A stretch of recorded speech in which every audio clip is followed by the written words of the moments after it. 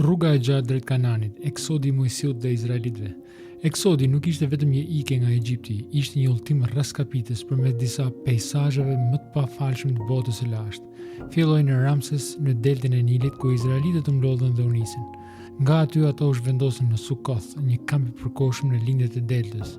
Më pas arritën në Etham, në skajin e shkretëtirës, përpara se të ktheheshin në jug.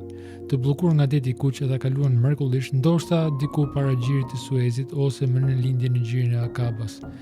Tani në gadishullin e Sinait ato përballuan javë të tëra të shkretëtirës së Thar përpara se të arrinë në Mara, ku ujërat e hidhura u bën të pijshëm, pastaj në Elim, një oazë me 12 burime, ndërsa vazhdonin në Refidim, ku luftuan kundër Amalekitëve, dhe më në fund në malin e Sinait, ku u dhanë 10 urdhërime.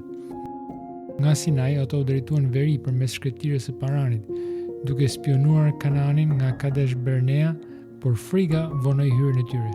Për 40 vjet ata u enden midis Edomit, Moabit dhe Negevit, derisa kaluan lumin Jordan pranë Jerikos.